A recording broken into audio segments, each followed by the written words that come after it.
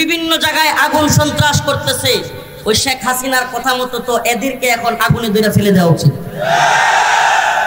এখন যেই নেত্রী পালায় গেছে তাদের পক্ষের দালাল বাটপাররা দেশে ওই যে লুঙ্গি সিরা নেতা কিছু আছে যেগুলা মনে করেন এলাকায় থাকতে পারে না, এখন চিন্তা করছে যে নেত্রীও নাই, বাড়িতেও থাকতে পারি না, কর্ম কি, কিছু টাকার বিনিময়ে এরা লাফালাফি করতেছে। যদি বিবেক বোধ ন্যূনতম থাকতো, যেই নেত্রী তার পরিবার সহ সবাইকে নিয়ে সেভ এক্সিট করে চলে যায়, ওই নেত্রীর পক্ষে ছাগলের 3 নাম্বার বাচ্চার মতো লাফাইতো। বিএনপি সমালোচনা হওয়া উচিত। কেন সমালোচনা হওয়া উচিত? কারণ আমাদের মধ্যে এই অন্তর্কুন্দলের কারণে আওয়ামী লীগ সুযোগ নিচ্ছে। বুঝতেছেন না আপনারা? এইভাবেই যদি নিজেরা নিজেরা দলাদলি করেন, কামড়াকামড়ি করেন, আল্লাহ না করুক এই ভয়ঙ্কর ষড়যন্ত্রের এই ভারতীয় আধিপত্যবাদী ভারতীয় এই লেডি ফেরাউন হাসিনা যদি আরেকবার সুযোগ পায়, একজনও ভালো থাকবেন না, কাউরে দেখবে না। পিটাবে সময় আওয়ামী লীগ, কেডা বিএনপি, কেডা জামাত, কেডা হেফাজত, এটা দেখবে না। আল্লাহ মাফ করুক, কথাগুলো অনেকটা রাজনৈতিক টার্মে হয়ে যাচ্ছে। ভাই রাজনৈতিক টার্ম না, এখানে আমি আল্লাহ বিল্লাহর কথা বলবো, কবরের ওয়াজ করব, হাসরের ওয়াজ করব, আসমানের উপরে ওয়াজ করব, আর গাড়ি নিয়ে যাব, রাস্তায় আগুন ধরায় দিবে আওয়ামী লীগ। তাইলে এই ওয়াজ না কইরা এখন কবরের হাসরের ওয়াজ করলে লাভ আছে? আওয়ামী লীগ এত জুলুম, এত নির্যাতন, এত অত্যাচার করবার পরে বিএনপির মতো এত বড় দলের মহাসচিব সে কি বলতে পারে যে আওয়ামী লীগের হামলা মামলা আমরা তুলে নিব? বলতে পারে? মুসলমান ইমানদার বলতে পারে? ভোটের রাজনীতি যদি আপনারা শুরু করেন, আমি আগে এক প্রোগ্রামে বলেছি, তাইলে আগে শেখ হাসিনার পায়ে ধরে মাপ চান, ক্ষমা চান।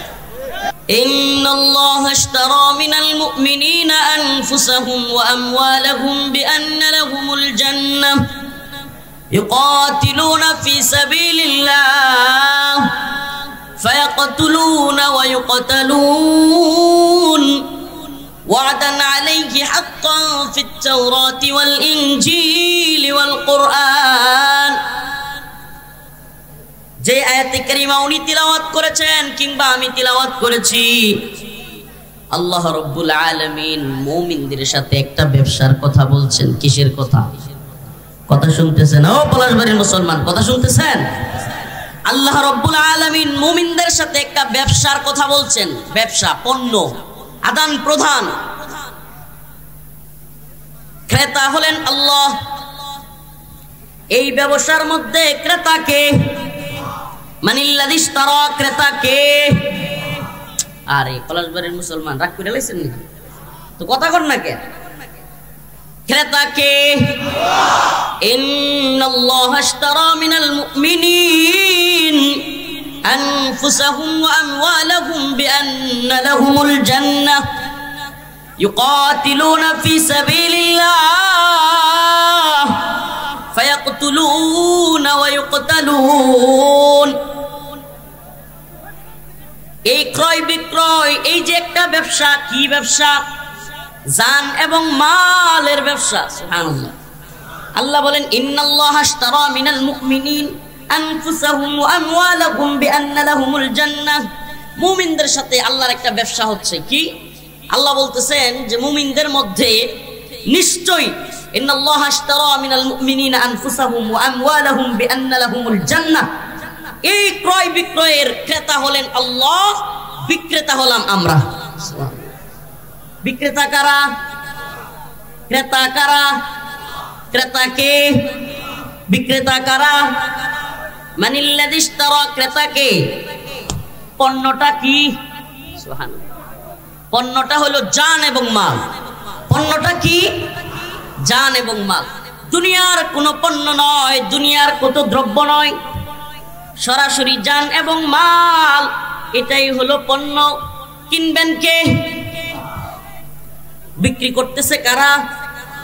বিনিময়ে আমরা কি পাবো? বিআন্না লাহুমুল জান্নাহ। মাশাআল্লাহ। বিনিময়ে আমরা কি পাবো? এই যে বিনিময়ে আমরা জান্নাত পাবো। আল্লাহ বলেন আলিফ লাম মিম আহাসিবান নাস আইয়ুতরাকু আইয়াকুলু আমান্না ওয়া হুম লা ইফতানুন। আল্লাহ রাব্বুল আলামিন বলেন, হে মুমিন, হে মানুষ, আহাসিবান নাস আইয়ুতরাকু আইয়াকুলু আমান্না, তোমরা কি মনে করো তোমরা বলবে আমান্না আমান্না আমরা ঈমানদার? এ কথা বলার দ্বারা হুম লা ইফতানুন, তোমাদেরকে কোনো পরীক্ষা করা হবে না? তোমরা কি মনে করো যে তোমাদেরকে ঈমানদার বলার সাথে সাথে ছেড়ে দেওয়া হবে? এই দ্বীনের জন্য কোনো কুরবানি করা লাগবে না, এই দ্বীনের জন্য তোমাদেরকে কোনো পরীক্ষার শিকার হতে হবে না, এই দ্বীনের জন্য তোমাদেরকে ঈমানের পরীক্ষায় অবতীর্ণ হতে হবে না। তোমরা শুধু বলবে আমাদের বাবা মুসলমান, আমাদের দাদা মুসলমান, আমাদের পরদাদা মুসলমান, আমাদের 14 গোষ্ঠী মুসলমান, আমিও মুসলমান, নাম কাওয়াস্তে মুসলমান বলার দ্বারা আপনাকে ক্ষমা করে দেওয়া হবে। আল্লাহ বলেন না, ওয়ালাকাদ ফাতান্নাল্লাযীনা মিন ক্বাবলিহিম ফালায়া'লামান্নাল্লাহু আল্লাযীনা সাদাকু ওয়া লায়া'লামান্নাল কাযিবিন। আল্লাহ রাব্বুল আলামিন বলেন অবশ্যই অবশ্যই তোমাদেরকে পরীক্ষা করা হবে। তোমাদের পূর্ববর্তীদেরকে পরীক্ষা করা হয়েছে, এখনো যারা আছে তাদেরকেও পরীক্ষা করা হবে। কেন পরীক্ষা করা হবে? ওয়া লায়া'লামান্নাল্লাহু আল্লাযীনা সাদাকু ওয়া লায়া'লামান্নাল কাযিবিন। তোমাদের মধ্যে আল্লাহকে কারা প্রকৃতপক্ষে বিশ্বাস করো এবং কারা মুখে বলো মুসলমান, মুখে বলো ঈমানদার, কিন্তু মন্দিরে গিয়া প্রশংসা করো, মূর্তির প্রশংসা করো, দেব দেবীর প্রশংসা করো। আল্লাহ রাব্বুল আলামিন বলেন মুখে ঈমানদার, অন্তরে আরেক অবস্থা, এগুলো মুমিন হতে পারে না। ওয়া মা হুম বিমুমিনিন, এরা ঈমানদার নয়, এরা হলো মুনাফিক। এরা কি? আল্লাহ রাব্বুল আলামিন এক আয়াতে কারীমার মধ্যে বলেন ওয়া মিনান নাস মা ইয়াকুলু আমান্না বিল্লাহ ওয়া বিল ইয়াউমিল আখির ওয়া মা হুম বিমুমিনিন। আল্লাহ রাব্বুল আলামিন বলেন মানুষদের মধ্যে এমন কিছু মানুষ আছে ইয়াকুলু আমান্না বিল্লাহ, এরা বলে আমি ঈমানদার ঈমানদার, মসজিদে গিয়া বড় ঈমানদার, মাহফিলে গিয়া ঈমানদার, খানকায় ঈমানদার, জানাজায় গেলে আরো বড় ঈমানদার, বলে বিল্লাহি ওয়া বিল ইয়াউমিল আখির, আমরা আল্লাহ এবং আখিরাতে বিশ্বাস করি। কিন্তু আল্লাহ রাব্বুল আলামিন সূরাতুল বাকারার মধ্যে জানায়া দেন ওয়া মা হুম বিমুমিনিন, এরা প্রকৃতপক্ষে ঈমানদার না। এরা কি না? আমার কথা কি বুঝাইতে পারতেছি না, নাকি আমার কথা বুঝেন না? একটু মাঝে মাঝে আওয়াজ দিয়েন, তাহলে তো বুঝবো আপনারা বুঝতেছেন।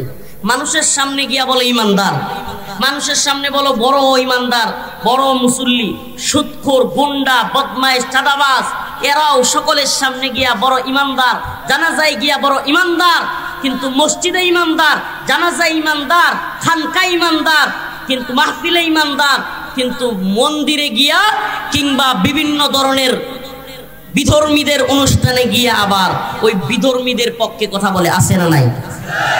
কথা বলেন আছে না নাই? আল্লাহ বলেন এরা বিল্লাহি ওয়া বিল ইয়াউমিল আখির বলতে পারে, কিন্তু আল্লাহ রাব্বুল আলামিন বলেন ওয়া মা হুম বিমুমিনিন, এরা প্রকৃতপক্ষে ঈমানদার না। এরা কি না? ওয়া ইযা কিলা লাহুম আমিনু কামা আমানান নাস, এরা বলে ওয়া ইযা কিলা লাহুম আমিনু কামা আমানান নাস, এদেরকে যখন বলা হয় তোমরা ঈমান আনো, সকল মানুষ মুমিনরা যেভাবে ঈমান আনছে, এরা বলে ক্বালু আনুমিনু কামা আমানাস সুফাহা, এরা বলে আমরা কি ওই নির্বোধ মোল্লা মৌলবীদের মতো, ওই ধর্মান্ধদের মতো ঈমান আনবো? নাউজুবিল্লাহ। আল্লাহ বলেন আলা ইন্নাহুম হুমুস সুফাহা, ওই আলেমরা, ওই মোল্লা মৌলবীরা নির্বোধ নয়, প্রকৃতপক্ষে এরাই হলো নির্বোধ। আল্লাহ বলেন ওয়া ইযা কিলা লাহুম লা তুফসিদু ফিল আরদ, যখন বলা হয় লা তুফসিদু ফিল আরদ, তোমরা জমিনের মধ্যে ফিতনা ফাসাদ সৃষ্টি করিও না, কি করিও না? ওয়া ইযা কিলা লাহুম, যখন তাদেরকে বলা হয় লা তুফসিদু ফিল আরদ, তোমরা জমিনের মধ্যে ফিতনা ফাসাদ সৃষ্টি করিও না,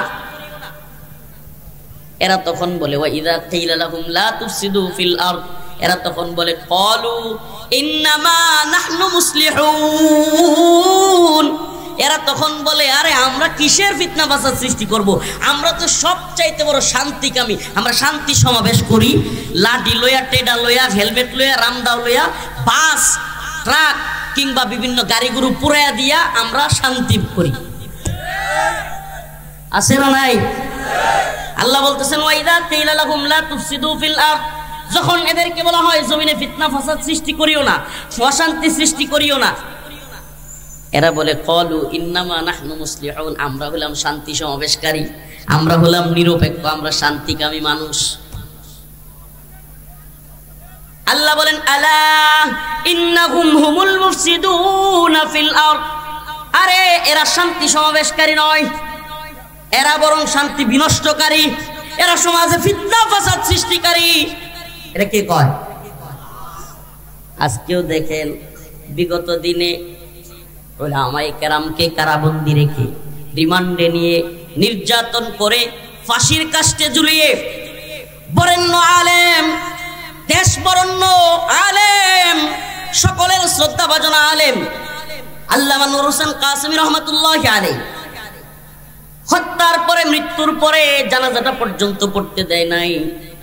দেশ বরেণ্য প্রখ্যাত আলোচক ওয়াইজ, সকলের মাথার সেরে তাজ আল্লামা সাইদি রাহিমাহুল্লাহকে হত্যা করেছে।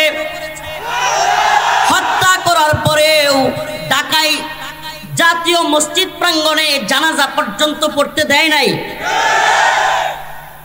এই ভণ্ডরা তখন, আমরা যখন আন্দোলন করতাম তখন বলতো এই ভণ্ডরা যে আমরা শান্তি সমাবেশ করি, অন্যরা আন্দোলন দিলে তারা লাঠি নিয়া, দা নিয়া, অস্ত্র নিয়া, হেলমেট পইরা কি বলতো যে আমরা শান্তি সমাবেশ করি, বলতো কি বলতো না? আর তাদের নেত্রী বলতো যে যারা বাসে, এরা নিজেরাই আগুন দিত, নিজেরাই আগুন দিত, দিয়া দিয়া বলতো যে যারা বাসে আগুন দিবে, যারা প্রাইভেট কারে আগুন দিবে, বিভিন্ন জায়গায় আগুন দিবে, ওই আগুনের মধ্যে ওদেরকে ফেলে দেওয়া হোক, বলতো কি বলতো না? আল্লাহর কি কুদরত! এখন সব ওইসব আলোচনা আবারও আসতেছে। আজকে যারা সারা দেশে 13ই নভেম্বর লকডাউনের নামে বাসে আগুন দিচ্ছে, গাড়িতে আগুন দিচ্ছে, কাভার্ড ভ্যানে আগুন দিচ্ছে, বিভিন্ন জায়গায় আগুন সন্ত্রাস করতেছে, ওই শেখ হাসিনার কথা মতো তো এদেরকে এখন আগুনে ধরে ফেলে দেওয়া উচিত।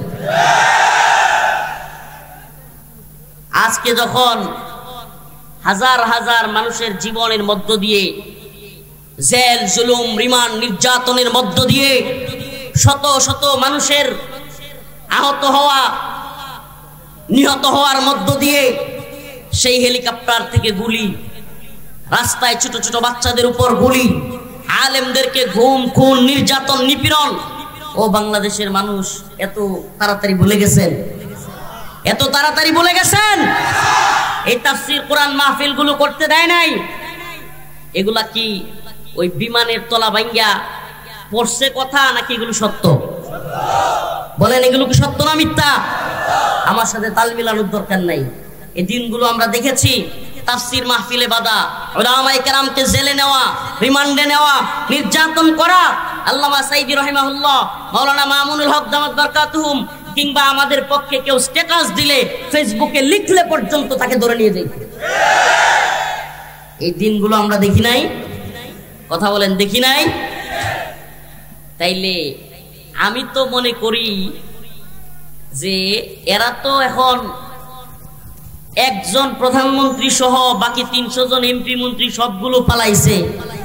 এখন যেই নেত্রী পালায় গেছে, তাদের পক্ষের দালাল বাটপাররা দেশে, ওই যে কি লুঙ্গি সিরা নেতা কিছু আছে, যেগুলা মনে করেন এলাকায় থাকতে পারে না, এখন চিন্তা করছে যে নেত্রীও নাই, বাড়িতেও থাকতে পারি না, কর্ম কি? কিছু টাকার বিনিময়ে এরা লাফালাফি করতেছে। আমি এদেরকে বলি, তোমাদের নেত্রীর যদি তোমাদের প্রতি এতই দরদ থাকতো, পালায়া যাইতো না। তা আমরা, আমাদের উলামায়ে কেরাম, তোমাদের কারো ভয়ে কোনো আলেম পালায়া যায় নাই, কোনো আলেম দেশ ছেড়ে দেয় নাই। জেল, জুলুম, রিমান্ডের শিকার হয়েও 17 বছর এদেশের উলামায়ে কেরাম, এদেশের তাওহীদবাদী জনতা, তোমাদের চোখে চোখ রেখে আমরা কথা বলেছি।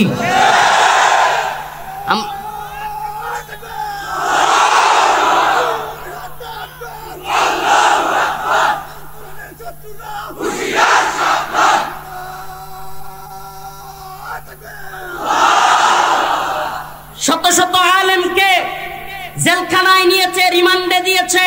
এই কথা কি সত্য না মিথ্যা? শত শত মানুষকে গুলি করে হত্যা করেছে। এই কথা কি সত্য না মিথ্যা? গুম, খুন, নির্যাতন, নিপীড়নের অভয়ারণ্যে তৈরি করেছিল এই দেশকে। সত্য না মিথ্যা?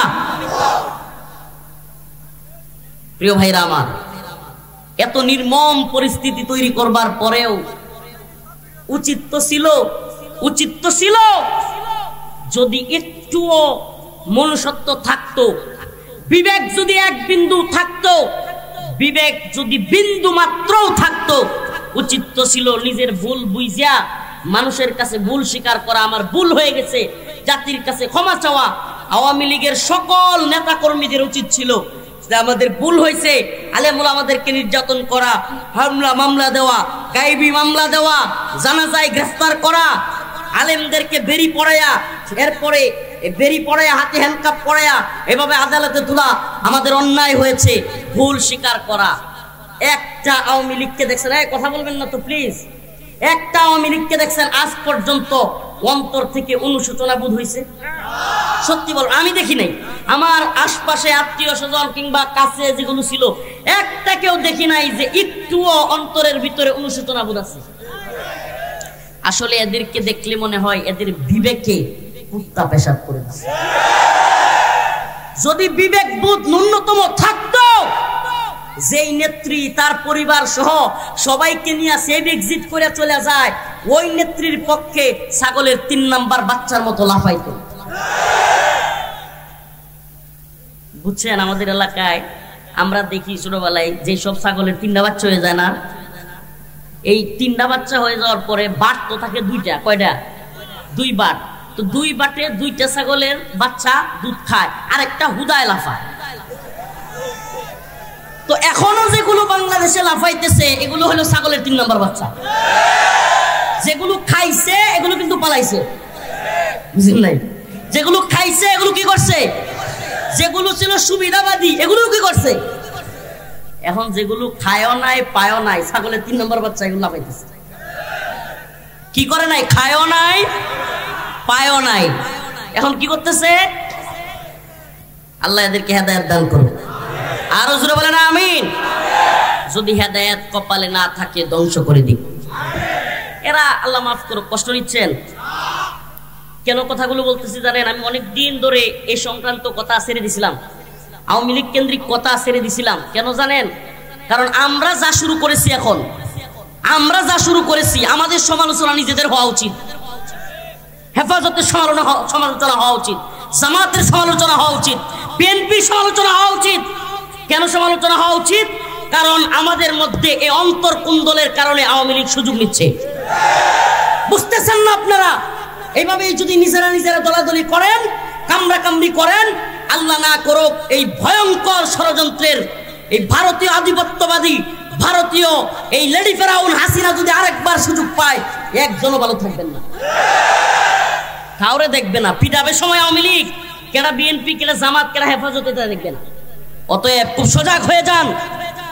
এখন আল্লাহ মাফ করুক, কথাগুলো অনেকটা রাজনৈতিক টার্মে হয়ে যাচ্ছে। ভাই, রাজনৈতিক টার্ম না, এখানে আমি আল্লাহ বিল্লাহর কথা বলবো, কবরের ওয়াজ করব, হাসরের ওয়াজ করব, আসমানের উপরে ওয়াজ করব, আর গাড়ি নিয়ে যাব, রাস্তায় আগুন ধরায় দিবে আওয়ামী লীগ। তাইলে এই ওয়াজ না কইরা এখন কবরের হাসরের ওয়াজ করলে লাভ আছে? কালকের পরিস্থিতি এমন অবস্থান, আপনাদেরকে বুঝাইতে হবে এই জাতির আজকের অবস্থানের জন্য দায়ী আমরাও দায়ী। আমি আপনাদেরকে প্রশ্ন করতে চাই, আওয়ামী লীগ এত জুলুম, এত নির্যাতন, এত অত্যাচার করবার পরে বিএনপির মতো এত বড় দলের মহাসচিব, সে কি বলতে পারে যে আওয়ামী লীগের হামলা মামলা আমরা তুলে নিব? বলতে পারে? মুসলমান ইমানদার বলতে পারে? ভোটের রাজনীতি যদি আপনারা শুরু করেন, আমি আগে এক প্রোগ্রামে বলেছি, তাইলে আগে শেখ হাসিনার পায়ে ধরে মাপ চান, ক্ষমা চান। যদি বলেন আওয়ামী লীগকে নির্বাচনে চান, কিংবা আওয়ামী লীগকে মামলা হামলা তুলে দিব, মাফ করে দিব, সালাউদ্দিন কাদের চৌধুরীর কথা বলে যান নাই? এই মানুষটা চট্টগ্রামের অনেক বড় একজন নেতা ছিল, বলে যান নাই? 3 বারের প্রধানমন্ত্রীকে 2 কোটি টাকার জন্য অযথায় হয়রানিমূলক মামলা। আরে মিয়া, একজন চেয়ারম্যানও তো 2 কোটি টাকার উপরে কামায়। একজন প্রধানমন্ত্রী 3 বারের ওনারা দিছে 2 কোটি টাকার মামলা, মানে এর চাইতে বড় বাটপারি আর হইতে পারে? 2 কোটি টাকার মামলা একজন প্রধানমন্ত্রী, ওনার মনে হয় 2 কোটি টাকার অভাব পড়ছিল, এইটা দিয়া বেগম জিয়াকে দীর্ঘদিন কারাগারে বন্দী রাখা হয়েছে, জুলুম করা হয়েছে। আপনারা যাকে দেশনায়ক বলেন, বিএনপির ভাইদেরকে বলছি, এই মিডিয়ার মাধ্যমে সারা দেশের বিএনপির নেতৃবৃন্দ কিংবা হাইকমান্ডের কাছেও যদি আওয়াজ যায়, আপনাদেরকে বলছি, আপনাদের নেতা এখনো পর্যন্ত ওই যে আওয়ামী লীগের জুলুমের শিকার হয়ে আর দেশে আসতে পারে। অসংখ্য নেতা কর্মী আপনাদের আমাদের সাথে জেল জুলুমের শিকার, রিমান্ডের শিকার। আপনাদের সালাউদ্দিন কাদের চৌধুরী সহ অনেককে হত্যা করা হয়েছে, ইলিয়াস আলী সহ অনেককে গুম করে হত্যা করে ফেলা হয়েছে।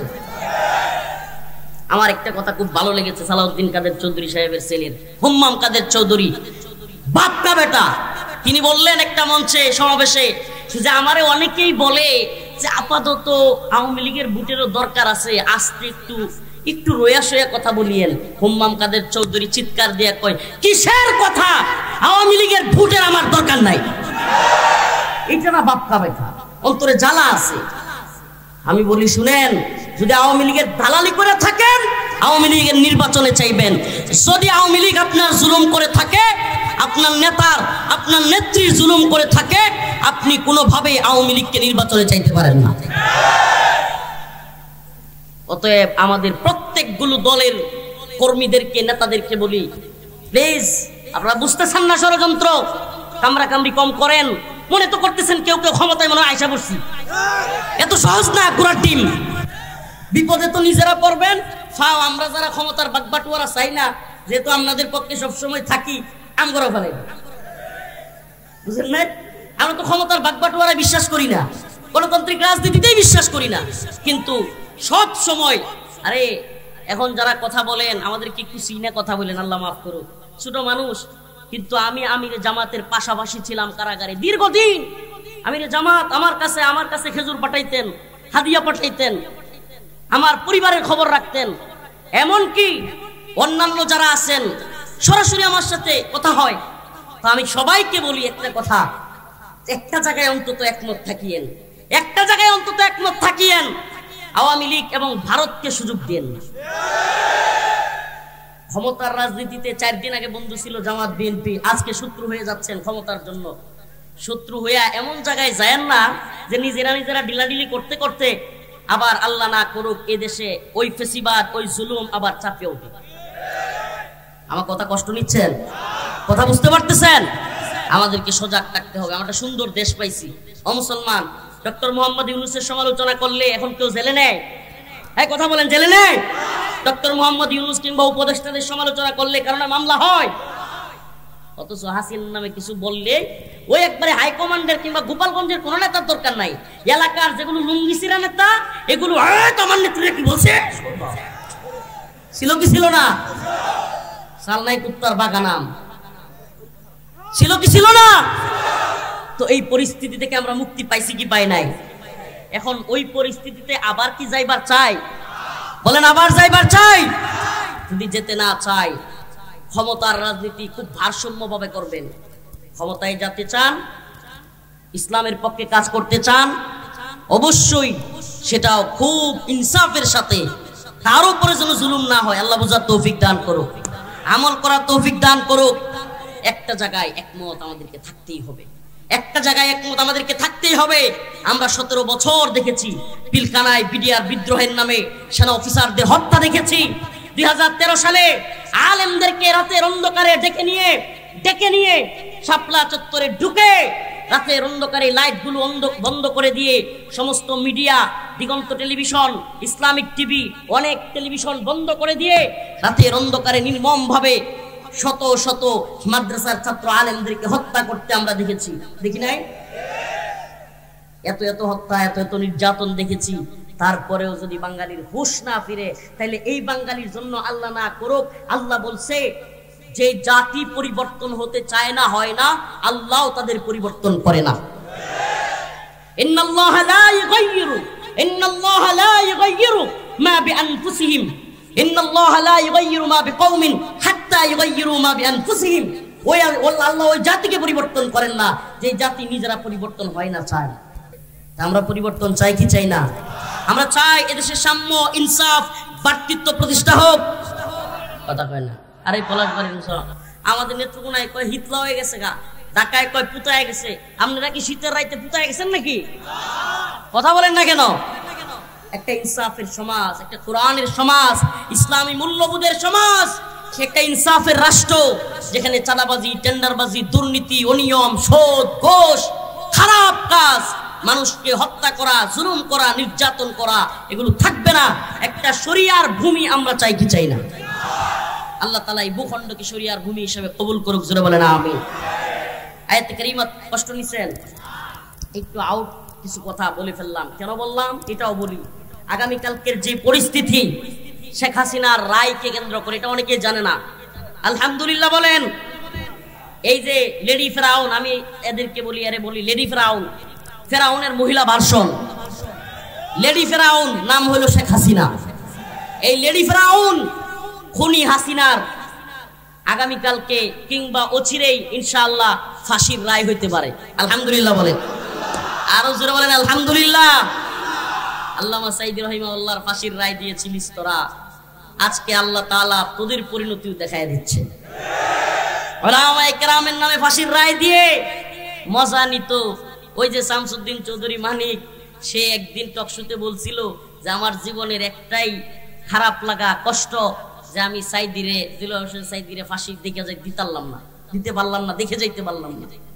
আল্লাহ তাআলা সুবহানাল্লাহ এই শামসুদ্দিন চৌধুরী মানিকের পরিণতি দেখায়া মুমিনের অন্তরে প্রশান্তি দিয়েছে। সুবহানাল্লাহ। কেমন প্রশান্তি? আল্লাহ কেমন প্রশান্তি দেখাইছে? এরে এমন ভয় পাইছে, ভয় পায়া ভারতের একটা কি নিয়ে কলা পাতা নিয়ে শুয়ে আছে, আবার ওই কলা পাতা থেকে ধরে নিয়ে আসছে, পাবলিক করে বিসি বরাবর লাথি মারছে। মিথ্যা কথা না, সুবহানাল্লাহ। আল্লাহ তাআলা দেখাইতেছে যে জালেমদের পরিণতি কি। হাদিস শুনেন, হাদিস। আল্লাহ রাসূল সাল্লাল্লাহু আলাইহি সাল্লাম বলেছেন, ইয়াউমুল আরাফা, আরাফার ময়দানে যে সমস্ত হাজী সাহেবরা যাবে, ওখানে যে সমস্ত হাজী সাহেবরা আল্লাহর কাছে দোয়া করবে যে আল্লাহ আপনি আমাদেরকে ক্ষমা করে দেন। হাজী সাহেবরা ইয়াউমুল আরাফার ময়দানে যা চাবে, চোখের পানি ছেড়ে দিয়ে অন্তর থেকে, হাদিসে পাকের মধ্যে আসছে আল্লাহ পাক তাকে তাই দিবেন। ইল্লা জালেম, জালেমকে আল্লাহ ক্ষমা করবেন না। আরাফার ময়দানে যদি কান্না করেও দোয়া করে, জালেমকে আল্লাহ ক্ষমা করবেন না। তাইলে জুলুম থেকে আল্লাহ তাআলা আমাদেরকে হেফাজত করুন, জালেম হওয়া থেকেও আল্লাহ আমাদেরকে হেফাজত করুন। যাক, একটু বিচ্ছিন্ন কথা বলে ফেললাম, কিন্তু কথাগুলো বলতাম না যে আমরা যে পরিণতির মধ্যে দাঁড়ায় আছি এই ব্যাপারে আপনাদেরকে সতর্ক করলাম। কি করলাম? সতর্ক করলাম। আওয়ামী লীগের যদি কোনো লোক থাকেন কিংবা আমার মাইকের আওয়াজ যায়, শেষ কথাটা আপনাদেরকেও বলি, শুনেন, শুনেন। আপনারা বলেন আপনাদের নেত্রীর সব পক্ষে, কিন্তু একটা কথা বলি, এই যে ওলামায়ে কেরামকে হামলা মামলা দিয়েছিল, রিমান্ডে নিয়েছিল, নির্যাতন করেছিল, এটাকেও কি আপনারা সঠিক মনে করেন? আচ্ছা, যদি বলেন যে ঠিক আছে হুজুররা শেখ হাসিনার বিরুদ্ধে, আওয়ামী লীগের বিরুদ্ধে বক্তব্য দিয়েছে, এটাকে সঠিক মনে করি, তাইলে আমার প্রশ্ন, আমি রফিকুল ইসলাম, আমি ভুক্তভোগী, আমার প্রশ্ন, আমার জিজ্ঞাসা, ঠিক আছে আপনার নেত্রীর বিরুদ্ধে বলে আপনাদের কথা মতো ধরে নিলাম আমরা ভুল করেছি, আপনি আমাকে কারাগারে নিয়েছেন, বন্দি করেছেন, আপনি পুলিশ দিয়ে, র্যাব দিয়ে ধরায় নিয়ে গেলেন, কিন্তু র্যাবের হাতে, পুলিশের হাতে বন্দি থাকা অবস্থায় আপনার প্রশাসন আমার কাপড় চোপড় খুলবে, এটাকেও আপনি নৈতিকভাবে ঠিক মনে করেন? এটাকেও আপনি নৈতিকভাবে ঠিক মনে করেন? তাইলে আপনি একটু বিবেক দিয়ে চিন্তা করবেন যে যারা আলেমদেরকে এই পরিস্থিতিতে নিয়ে গিয়েছিল, যে আলেমদেরকে শুধুমাত্র কারাগারে, ভাই আমি যদি ভুল করে থাকি আপনি আদালতে বিচার করতেন, আপনি জেল জুলুম দিতেন, কিন্তু আপনি আমার কাপড় চোপড় খুলে ফেলবেন, এটা কোন ধরনের কাজ হইতে পারে? বলেন কোন ধরনের কাজ হইতে পারে? আল্লাহকে সাক্ষী রেখে বলছি, এ কথাগুলোর একটু আকবারায়া বলছি না সকলের সামনে। কারণ রিমান্ডে যখন ছিলাম ওই লোকগুলো কিন্তু আমার বক্তব্য শুনতেছে। আল্লাহ না করুক আমি যদি এক বিন্দু বাড়ায়া বলি, ওরা বলবে না দেখ হুজুর মিথ্যা বলতেছে। আমি এই জন্য মিথ্যা বলতে পারবো না। আমার সাথে যা ঘটেছে আপনাদের কাছে নৈতিকভাবে প্রশ্ন রাখলাম, যে আমি যদি ধরেও নেই আপনাদের কথায় যে আপনাদের নেত্রীকে কসুর প্রধানমন্ত্রী বলছি, আপনাদের নেত্রীর গায়ে লাগছে, আপনাদের আপনাদের গায়ে লাগছে, আপনারা জেলে নিলেন, রিমান্ডে দিলেন, বুঝলাম আপনারা আমাদেরকে বন্দী রাখলেন, কিন্তু বন্দী অবস্থায় প্রশাসন কিভাবে আপনাদের নেত্রীর কথায় কিংবা আপনাদের নেতাদের কথায় আমাদের কাপড় চোপড় খুলতে পারে? এটা কি কোনোভাবেই মেনে নেওয়ার মতো? হ্যাঁ, এমনও আলেম আছে, নাম বলবো না, এমনও আলেম আছে যে আলেমের যৌনাঙ্গে ধরে পর্যন্ত চাপ দিয়েছে এই হাসিনার কথা। নাউজুবিল্লাহ বলেন, যৌনাঙ্গে ধরে চাপ দিয়েছে এমনও আলেম আছে। আল্লামা জুনায়েদ বাবুনগরী রহিমাহুল্লাহর খলিফা খাদেম এনামুল হাসান ফারুকি ভাই এই দুই হাতের মধ্যে এইভাবে হ্যান্ডকাপ ঝুলাইয়া উপরে আপনার লোহার শিকল দিয়া বাইন্দা একেবারে শূন্যের উপর ঘন্টার পর ঘন্টা ঝুলাই রাখছে। এই নির্মম নির্যাতন গুলো করেছে।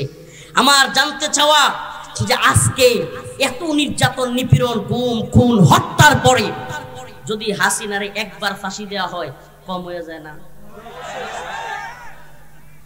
আমার তো ইচ্ছা আল্লাহ হাসিনার পালায়া যাওয়া দেখাইছে, আল্লাহ তাআলা যেন এমন একটা দৃষ্টান্তমূলক শাস্তি দেখায় যে মতিঝিলের শাপলা চত্বরে যেখানে হেফাজতের নেতাকর্মীদেরকে হত্যা করেছে, ওই শাপলা চত্বরে ক্রেনের উপর ক্রেন, বড় ক্রেনের উপর হাসিনাকে ঝুলায়া তারপরে কর্মসূচি দিয়া যে জুতার ঝাড়ু আর থুতু এগুলো দিতে হবে, এরপরে ফাঁসি। আল্লাহ তাআলা আমাদেরকে সেই দিনও দেখা। আরো জোরে বলেন আমিন।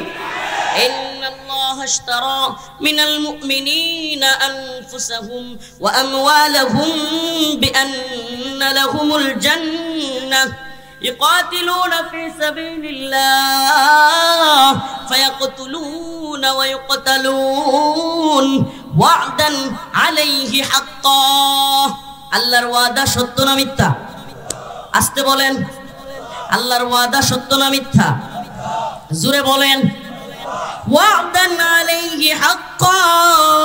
আল্লাহ পাক কি ওয়াদা করেছেন?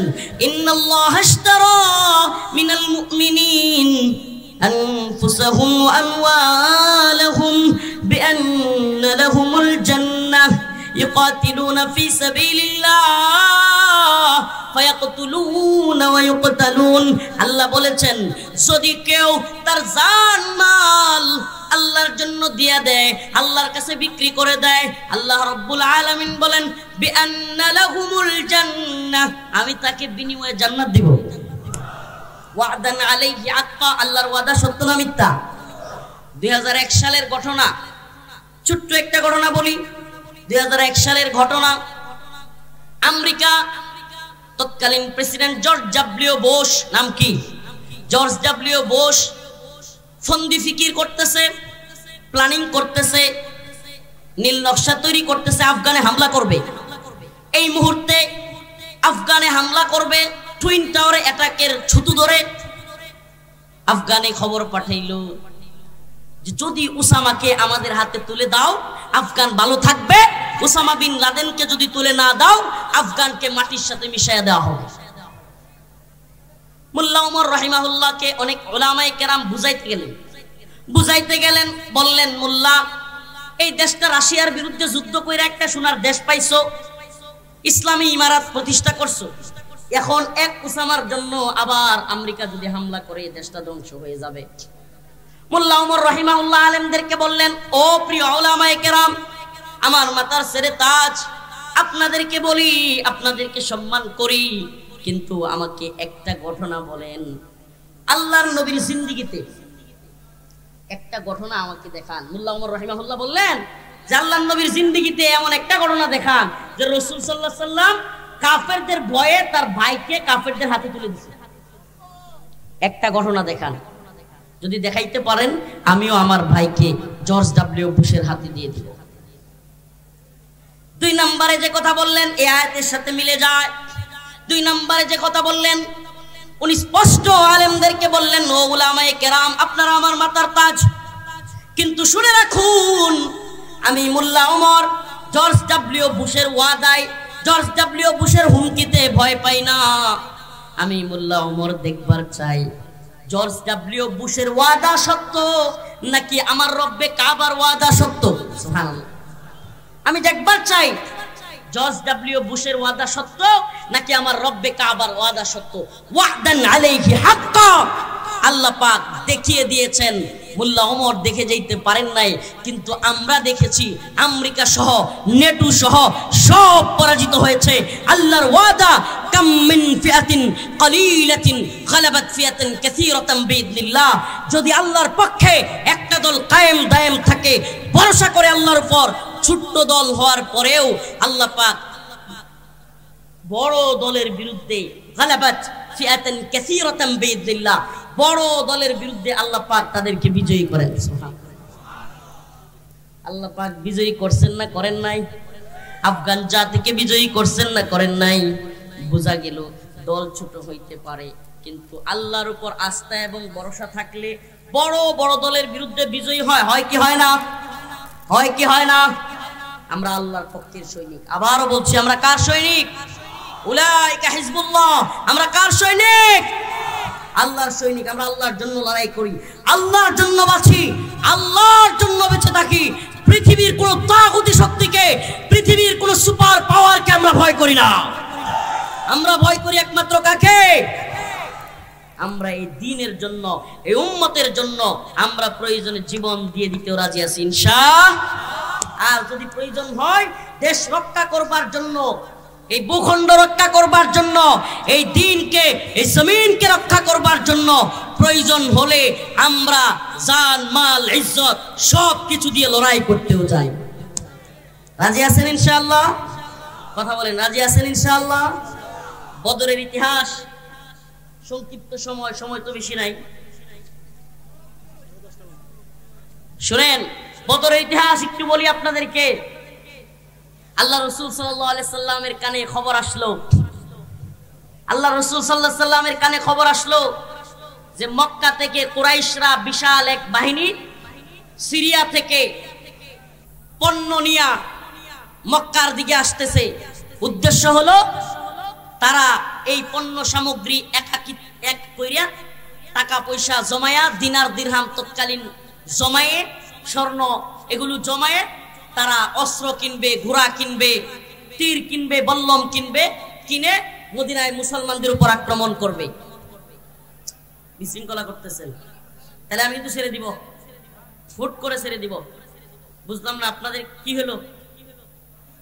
আমার আরেক জায়গায় যেতে হবে। আমি আপনাদেরকে সংক্ষিপ্তভাবে বদরের ইতিহাসটা বলে আজকে বর্তমান প্রেক্ষাপট একটু মিলিয়ে দিচ্ছি। ও মুসলমান ইমানদার, বদরের ঘটনার সাথে বর্তমান মুসলিম উম্মার দারুণ মিল রয়েছে। বর্তমানেও মুসলিম উম্মা হতাশায় নিমজ্জিত। এরা এতটাই হতাশাগ্রস্ত, অনেকে মনে করে ভারত যখন হুমকি দমকি দেয়, আমাদের কামান নাই, বিমান নাই, অস্ত্র নাই, গোলা বারুদ নাই, ট্যাঙ্ক নাই, জঙ্গি বিমান নাই, সাবমেরিন নাই, অ্যাটাকিং হেলিকপ্টার নাই, আরো কত কিছু নাই, আমরা কিভাবে পারবো? ও মুসলমান ইমানদার, 313 জন সাহাবীর ইমান দীপ্ত একটু ঘটনা আপনাদেরকে শুনাই। 313 জন সাহাবীর সাথে আল্লাহর রাসূল পরামর্শে বসলেন। আনসার এবং মুহাজির সাহাবীদেরকে ডাকলেন, ও আমার আনসার এবং মুহাজিররা, আমরা তো মদিনায় চলে এসেছি মক্কা থেকে, কিন্তু মক্কার কুরাইশরা, মক্কার কাফের মুশরিকেরা তোমাদেরকে আমাদেরকে হত্যা করবার জন্য, ইসলামকে মুসলমানদেরকে সমূলে ধ্বংস করে দেওয়ার জন্য চুপ করে বসে নেই, তারাও প্ল্যানিং করতেছে, বিভিন্ন ধরনের প্ল্যান করতেছে অ্যাটাক করবার জন্য।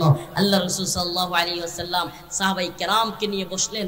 সাহাবাই কেরামকে একত্র করে সবার কাছে মতামত চাইলেন।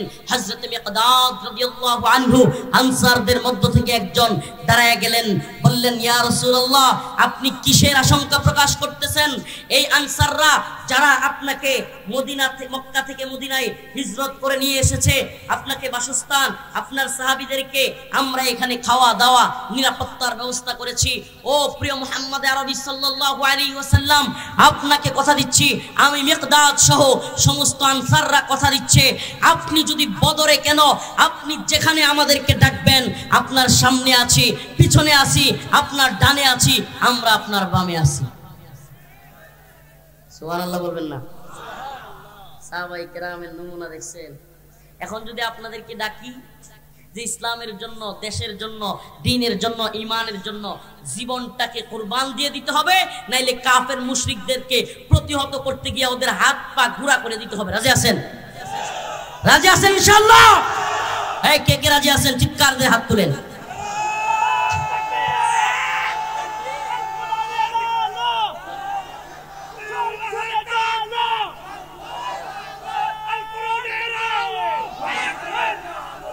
হযরত মিকদাদের মতো আমাদের কিছু সাহাবীওয়ালা ঈমান দরকার, সাহাবীওয়ালা আদর্শিক ঈমান দরকার। হযরত মিকদাদ যে কথা বলেছিলেন, ইয়া রাসূলুল্লাহ আপনি কিসের আশঙ্কা করছেন? আমরা আপনার সামনে আছি, পিছনে আছি, ডানে আছি, বামে আছি, আপনি যেখানে বলবেন আমরা সেখানে যাব। সুবহানাল্লাহ। আমি জিজ্ঞেস করতে চাই, আজকের যে ভালোবাসা আপনারা দেখালেন, এত হাজার হাজার মানুষ, আল্লাহ না করুক আগামীকালকে আবারও যেন, আল্লাহ না করুক আবারও যদি সাইদি রহিমাহুল্লাহর মতো, মাওলানা মামুনুল হক দামাত বারকাতুহুমের মতো, কিংবা আমরা যারা কারাগারে ছিলাম আমাদেরকে আবারও যদি আল্লাহ না করুক কোনো জালেম আবারও যদি কারাগারে নিতে চায়, উলামায়ে কেরামকে জেলে নিয়ে, রিমান্ডে নিয়ে নির্যাতন নিপীড়ন করতে চায়, আপনারা কি বরদাস্ত করবেন? সহ্য করবেন? প্রিয় মুসলিম উম্মাহ, আমাদের চাওয়াটা ব্যক্তিগত না, আমাদের চাওয়াটা ব্যক্তিগত না। আমরা এই উম্মার জন্য কথা বলি, যে কেউ আওয়ামী লীগ যে জুলুম করেছে, নির্যাতন করেছে, আল্লাহ না করুক আগামী দিনে কেউ করলে আমরা কি তাদের বিরুদ্ধে কথা বলবো না? বলবো না? আর যদি বলেন হুজুর আপনাদের এই কথা বলার দরকার নাই, কবরের ওয়াজ করেন, কবরের ওয়াজ করতে পারবো, কিন্তু মুসলমান কিছু লোককে তো অন্তত থাকতে হবে যারা যেই সরকারি ক্ষমতায় আসুক তাদের জুলুমের বিরুদ্ধে আওয়াজ তুলবে। থাকা দরকার আছে না নাই? হযরতে সাদ রাদিয়াল্লাহু আনহু আল্লাহর নবীর সামনে আল্লাহ রাসূল যখন মাশওয়ারা করলেন, পরামর্শ করলেন, হযরত সাদ রাদিয়াল্লাহু আনহু দাঁড়ায় গেলেন, বললেন ইয়া রাসূলুল্লাহ আপনি কিসের আশঙ্কা করতেছেন? ইয়া রাসূলুল্লাহ শুধু বদরে নয়, আপনি যেখানে বলবেন, আবার ভাই মিকদাদ বলেছে আমরা সেখানে যাব, আপনি যদি নদীতে আপনার ঘোড়া নিয়ে ঝাঁপ দেন আমরা ডানে বামে তাকাবো না, এক বিন্দু সময় ক্ষেপণ করব না, আমরাও আপনার সাথে আমাদের ঘোড়া নিয়ে নদীতে ঝাঁপ দেব। সুবহানাল্লাহ, সুবহানাল্লাহ বলবেন না? হে উম্মার যুবকেরা, হে উম্মার যুবকেরা, হে পলাশবাড়ি গাইবান্ধার যুবকেরা, তোমাদেরকে বলি হিন্দুত্ববাদী ভারত চোখ রাগানি দেখাচ্ছে, একটু সতর্ক থাকবা। প্রিয় ভাইরা আমার, আজকের কথাগুলো তোমরা মনে করতে পারো হুজুর ওয়াজ শুনতে আসলাম, রাজনৈতিক কথা বলে গেলেন। প্রিয় ভাই, রাজনৈতিক কথা নয়, এই হিন্দুত্ববাদী ভারত পাকিস্তানে অ্যাটাক করবার জন্য পেহেলগামের হামলার নামে এক নাটক করেছিল। এখন বর্তমানে 2-3 দিন আগে থেকে দিল্লিতে একটা সন্ত্রাসবাদী অ্যাটাক হয়েছে, এরকম একটা নাটক করতেছে। যেতটুকু আমরা শুনতেছি, আল্লাহ না করুক বাংলাদেশের দিকে দায় চাপায় দিয়া বাংলাদেশে হাসিনাকে প্রতিষ্ঠা করবার জন্য এদেশের মুসলমানদের উপর নির্যাতন নিপীড়নের একটা প্ল্যানিং এরা করতেছে। আমরা আপনাদের কাছে জানতে চাই, ও উম্মার যুবকেরা, যদি আমরা ডাক দেই, উলামায়ে কেরাম ডাক দেয়, আমাদের মুরব্বীরা ডাক দেয়, আমাদের আমিররা ডাক দেয়, ইনশাআল্লাহ হিন্দুত্ববাদী ভারতের বিরুদ্ধে বজ্র কণ্ঠে যদি আমাদের সেনাবাহিনীর পাশে, আমাদের বিজিবির পাশে অস্ত্র নিয়ে দাঁড়াতে হয়, কে কে প্রস্তুত আছো? ইনশাআল্লাহ।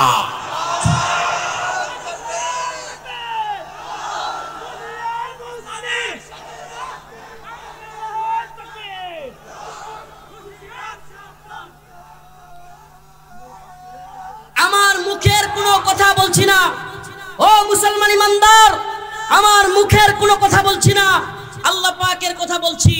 আল্লাহ বলেন তুমি যে জানমালটা দিবা, জান্নাতে যাইবা, এটার মাধ্যমটা কি? ইউকাতিলুনা ফি সাবিলিল্লাহ, আল্লাহর পথে কিতাল। কার কথা এটা? এ বলেন না কার কথা? তুমি যে জীবনটা দিবা, তুমি যে জানমাল কুরবানি করবা, এটা গণতন্ত্রের পথে, সমাজতন্ত্রের পথে, মুরতাদ হওয়ার পথে, সেকুলারিজমের পথে, সুশীলতার পথে, নাস্তিকবাদের পথে, নাকি আল্লাহর পথে? বলেন কার পথে? ইউকাতিলুনা ফি সাবিলিল্লাহ, আল্লাহর পথে জিহাদ কিতাল করতে হবে। ফায়াকতুলুনা ওয়া ইউকতালুন, শুধু মার খাওয়া না, মার দেওয়াও সুন্নাহ।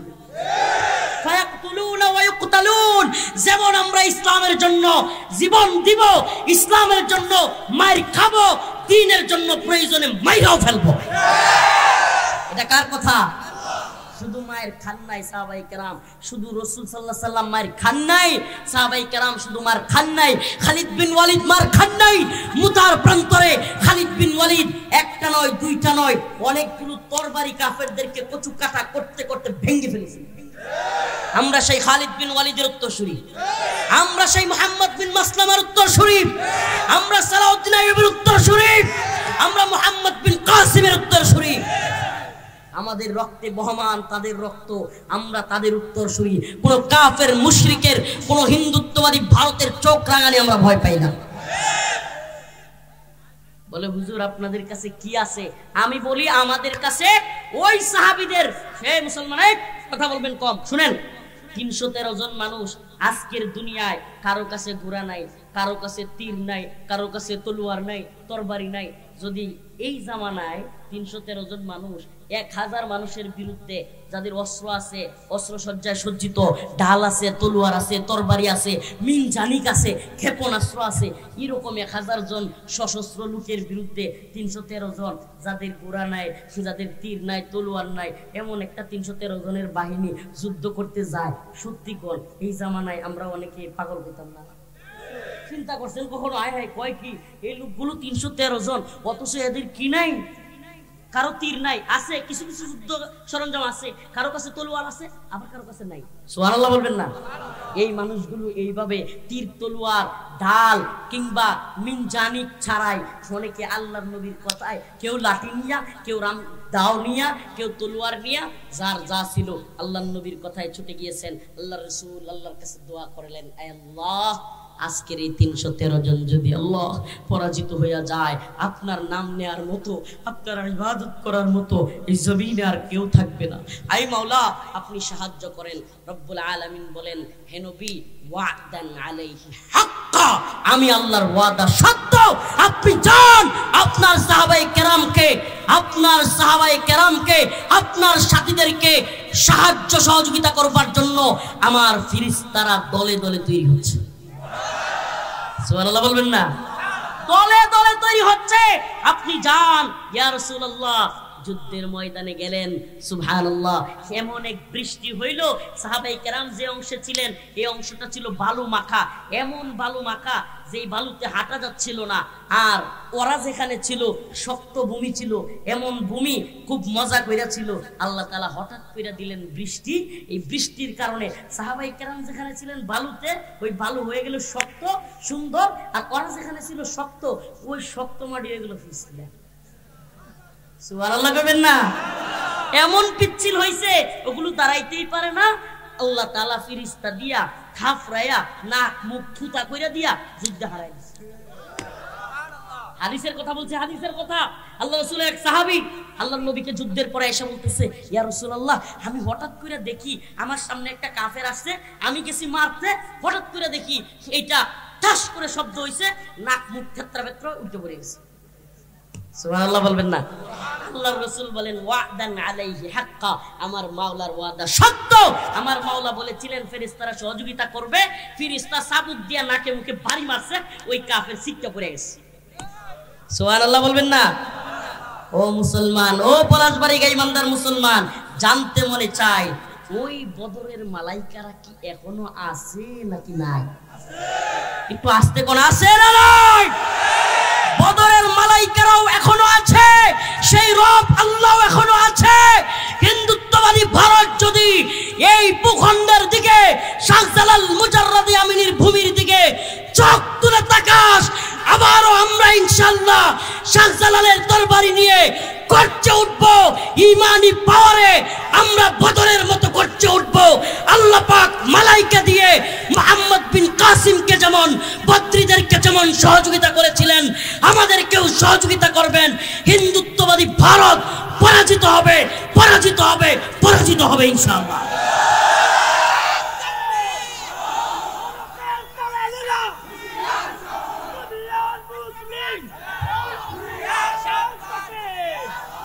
আমরা সাবধান করে দেই, যদি মনে